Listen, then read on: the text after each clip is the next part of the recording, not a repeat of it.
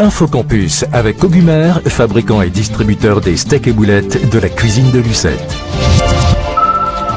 Bonjour à vous, ravi de vous retrouver comme chaque matin sur Radio Mayuri Campus pour votre rendez-vous Infocampus avec les acteurs universitaires, économiques et également associatifs du département. Et aujourd'hui, nous allons parler histoire avec nos nombreux invités que je me presse de vous présenter. Monsieur Armand Hider, vous êtes passionné d'histoire. Merci beaucoup d'être avec nous. Bonjour. Bonjour. J'accueille également Roxane Kadjani. On vous retrouve régulièrement dans l'émission Les Grandes Épopées de l'Histoire entre 12h30 et 13h. Vous êtes étudiante en deuxième année d'Histoire à l'Université de Guyane. Bonjour. Bonjour. Également avec nous, Magdeleine Isabelle, vous êtes en deuxième année d'Histoire. Bonjour. Bonjour. Et enfin, Béhari Paul Sierder Shannon, vous êtes en troisième année d'Histoire. Bonjour. Et non, enfin, puisqu'il nous reste encore un invité, il s'agit de Monsieur Cotrébil, Claude Aimé. Vous êtes en deuxième année d'Histoire. Vous êtes également avec nous. Bonjour. Bonjour. Alors, je vous reçois aujourd'hui dans le cadre de l'émission Infocampus pour parler d'une série de manifestations qui vont donc se dérouler ce week-end en hommage à Madame Blérald. Alors, est-ce que vous pouvez préciser pour nos auditeurs qui était Madame Blérald, peut-être Monsieur Armand Hider? C'était une voisine d'époque, parce que nous avons habité le même quartier, la même rue, et nés à peu près tous dans ces quartiers-là. Ça dépend de la situation géographique où on se met.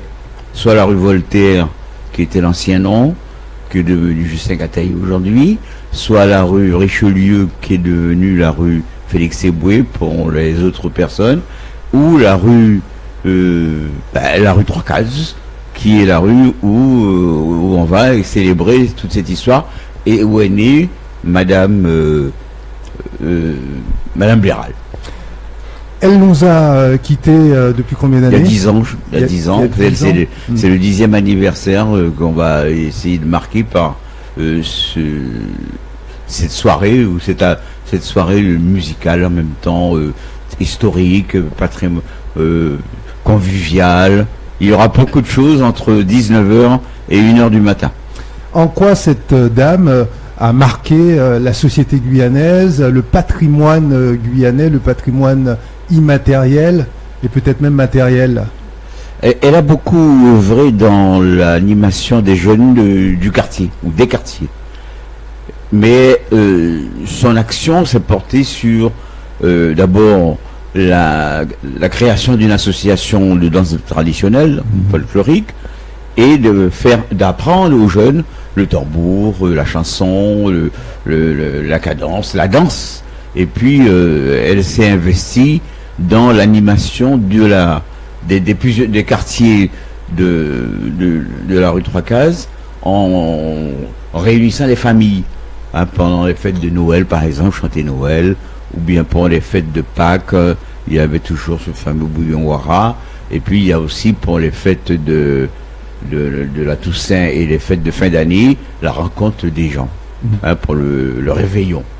Donc elle était animatrice, et elle aimait bien s'occuper des autres. Elle se donnait à fond.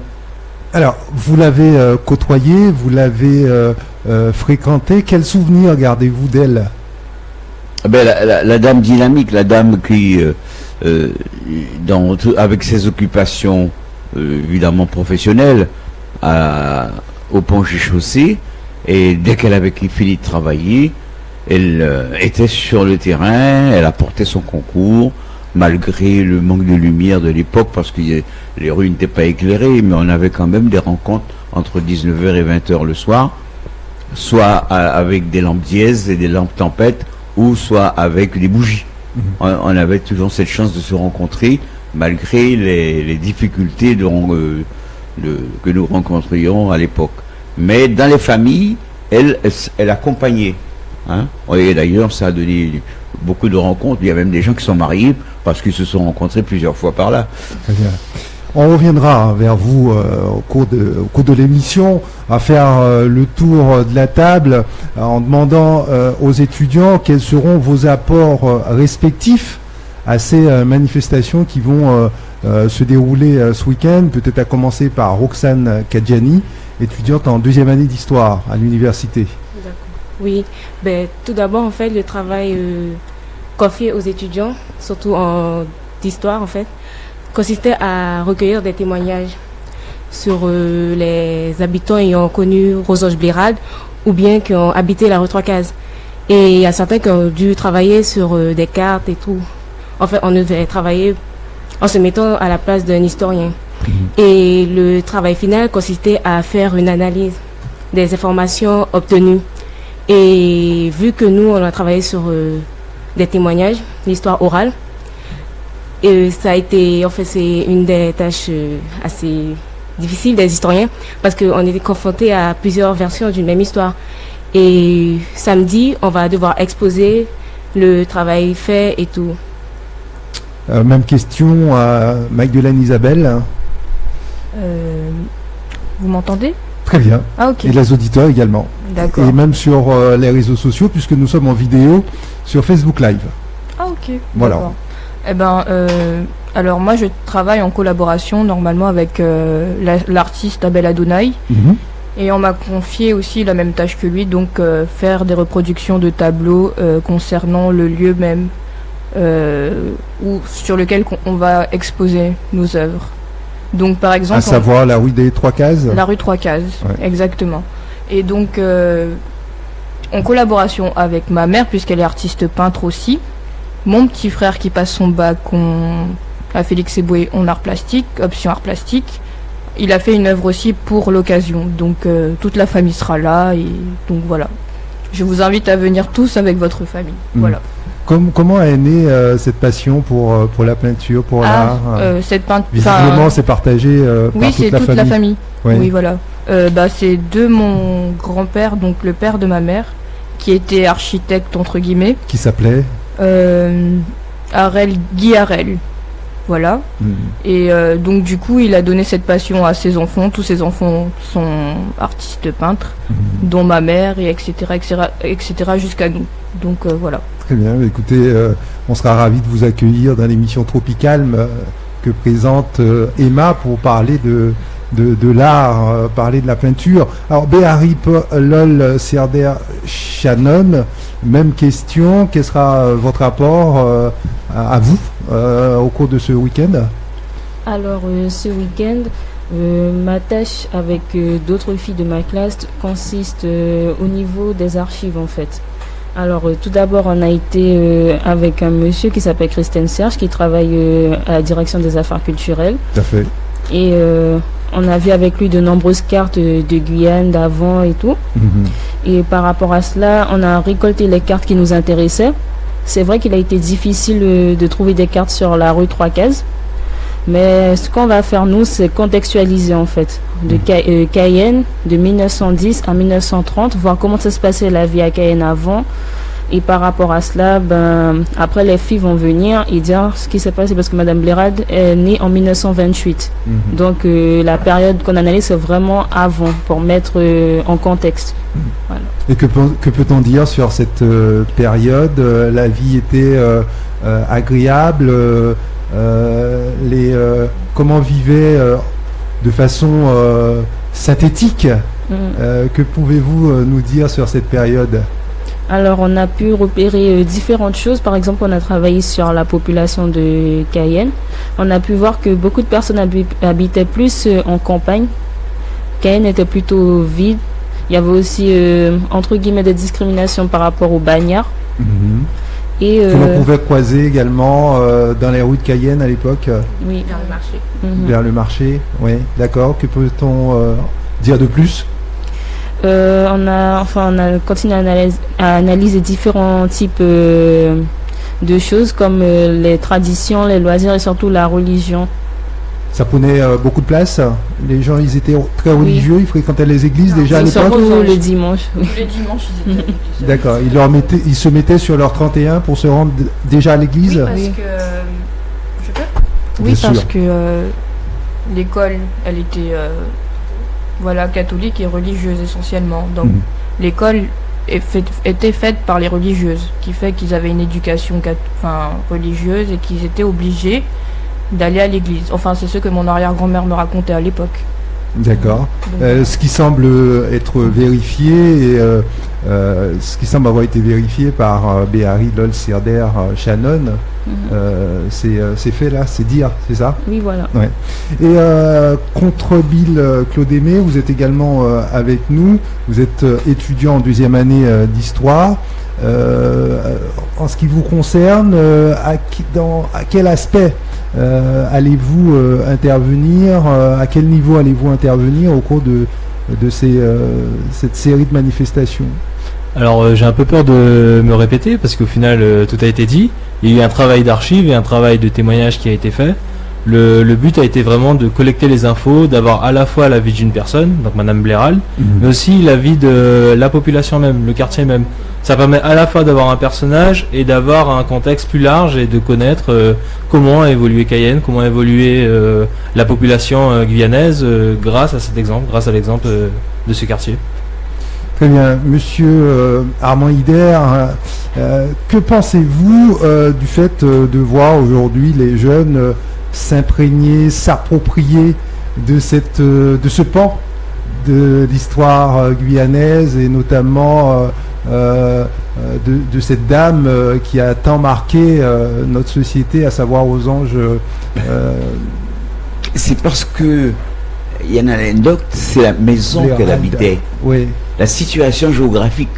Sa maison est au milieu de la voie d'accès pour aller vers le marché de Cayenne, par exemple. Et c'était une obligation pour tous les habitants de l'espace de contourner soit à gauche en passant par le canal Lossa, soit à droite en passant par la rue des Marais, qui est aujourd'hui la rue Lieutenant Becker, pour se rendre dans le centre-ville. Donc sa maison était située au milieu de la rue. Est-elle encore visible aujourd'hui? Cette maison a été démolie, justement, c'est son histoire qu'elle va raconter, qu'ils vont raconter. Et c'est cette intrigue-là qui fait que la rue Trois-Cases est devenue un endroit, un espace d'accueil, un espace de la rue derrière. On disait en créole la rue derrière, mais la rue derrière avait beaucoup de choses. Et c'est dans cette rue de derrière qu'on a retrouvé Jeanne Paté là, qui vendait les gâteaux Moimotoucho. C'est là qu'on a retrouvé la maman de Madame émigrée, Rebecca. Mais c'est là qu'on a retrouvé Mondédé avec ses 103 ans.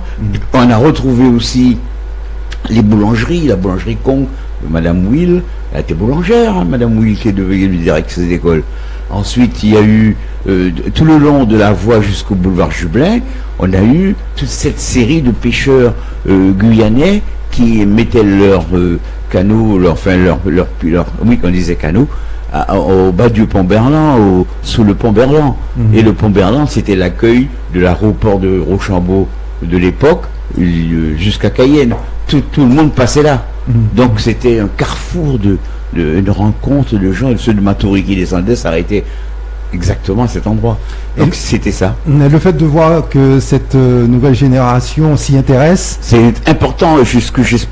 J'ai presque expliqué et dit que ce sera sans doute la vérité sur le nombre de témoignages.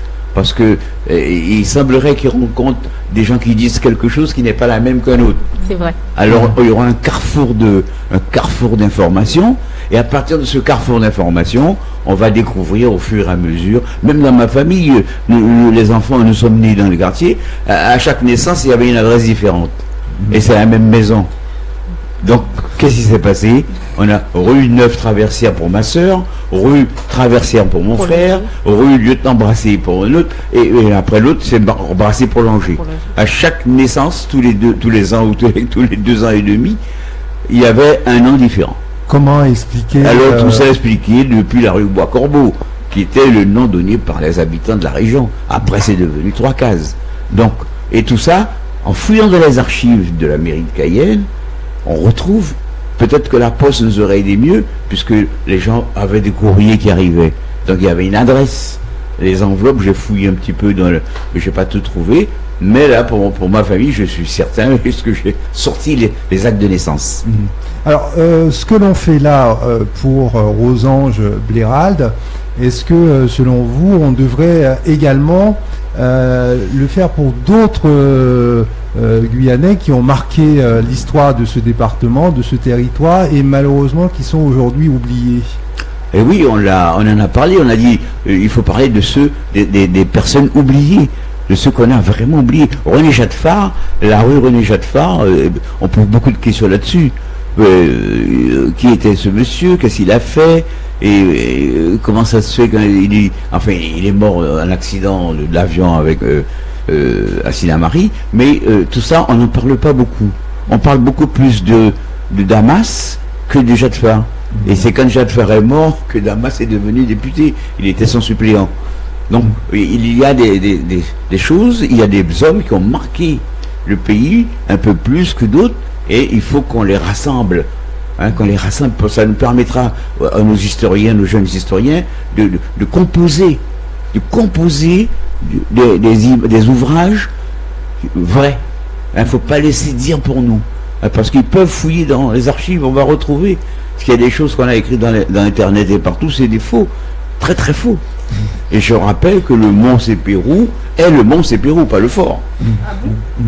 Alors, en effectuant les étudiants qui sont autour de cette table, en vous documentant par rapport à ces conférences qui vont avoir lieu, et par rapport à cet événement historique que vous vous apprêtez à organiser ce week-end, qu'est-ce que vous avez découvert qui vous aurait le plus étonné en fouillant sur la vie de Rosange Blérald? Est-ce que vous avez découvert des aspects, vous avez découvert des choses auxquelles vous n'y pensiez mais absolument pas? Poser la question à qui? Okay. Magdeleine Isabelle. Voilà. Moi, c'est contre la maison. Enfin, ce qui m'a le plus choqué en tous les cas, c'est contre la maison à brûler, avec 2 occupants à l'intérieur. Et il y avait une très jeune personne et la grand-mère. Et donc voilà. Oui, Roxane Kadjani. En fait, en interrogeant plusieurs témoins, on a voulu tout d'abord, en fait, on les a demandé comment la maison a été détruite. En fait, pourquoi? Et voilà les raisons. C'est accidentel apparemment. Non, mais justement, il y a plusieurs. Voilà. Non, mais c'est pas la même maison dont elle parle. Voilà, c'est ça en fait. Il y a toute une erreur. Oui, c'est ça. Il y a la maison Zobda, il y a la maison Blérald. On a le droit de le dire, celui-là. Monsieur Zobda s'est marié 2 fois. Le premier mariage. Ce qui ne devait pas être bien vu à l'époque. Voilà. Non, pas du tout. On découvre des... Oui. Alors, le premier, là où on parle l'historique, l'histoire parfaite et l'histoire réelle, c'est la maison qui se trouve au milieu de la rue. Zobda. Okay. La seule maison qu'il y avait là. Les autres, c'était des terrains vides, c'était des espaces vides, propriété de monsieur Hilaire Boutzel et propriété de madame Sédia, la famille Sédia, dont madame Kong.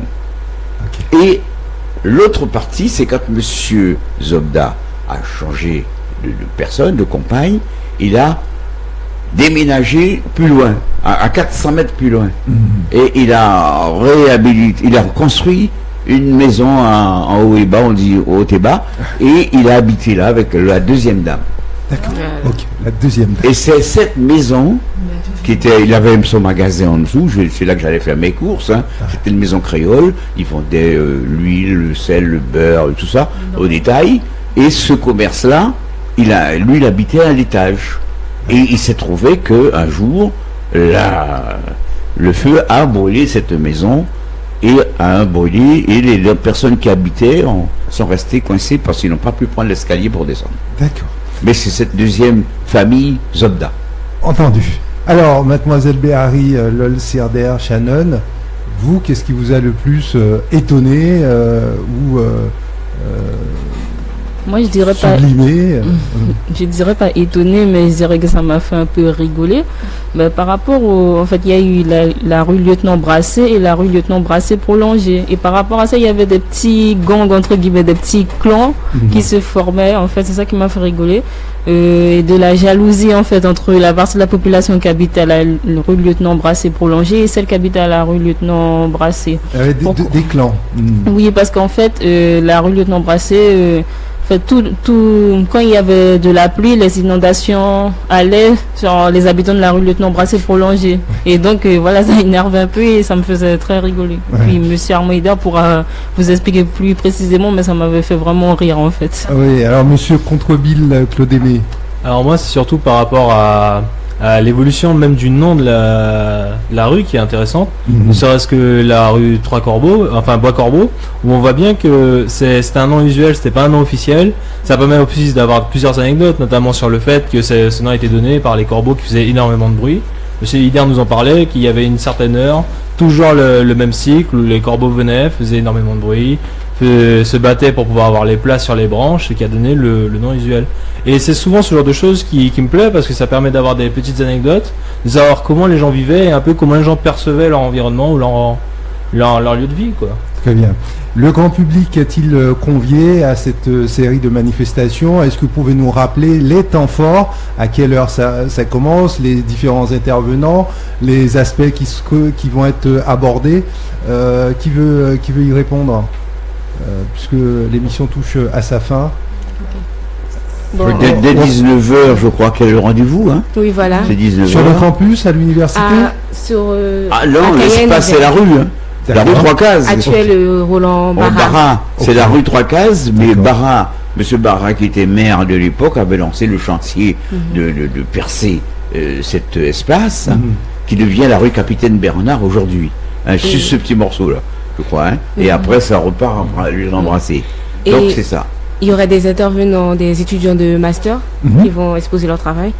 Et les étudiants d'histoire aussi. Et il y aurait des groupes, en fait, folkloriques qui vont danser et tout. Il y aurait des conférences. Oui, il y aura de la danse moderne jazz aussi, de la danse traditionnelle aussi. Voilà. Et aussi, il y aura les étudiants de lettres qui vont faire une pièce de théâtre. Tout ça au milieu de la rue. Oui. C'est très original. Oui, très original. Oui. Ce sera du plein air. Et comme... c'est dans quel pays où on fait le spectacle de rue, là? Tous les Oui, pays. l'Amérique latine. C'est en bas, du côté du sud de la France. Ouais. Bon, écoutez, merci beaucoup d'être venu nous parler de cette manifestation que vous organisez en hommage à Madame Rosange Blérald. J'espère que, en tout cas, les Guyanais répondront présents à cet appel que vous venez de lancer sur l'antenne. Beaucoup d'étudiants, hein. On aimerait que beaucoup d'étudiants viennent Très bien. pour s'imprégner. Absolument. Le message est passé puisqu'ils vont pouvoir revoir cette vidéo sur la page Facebook de la radio et réécouter cette émission en podcast sur le site internet de la radio www.mayuricampus.com et l'émission sera rediffusée également à 11h. Alors à suivre sur notre antenne le journal avec Radio France. Je vous souhaite une très bonne journée puis à bientôt sur Mayuri Campus. Au revoir. Au revoir. Merci. Au revoir. Infocampus était une courtoisie de Cogumère, fabricant et distributeur des steaks et boulettes de la cuisine de Lucette.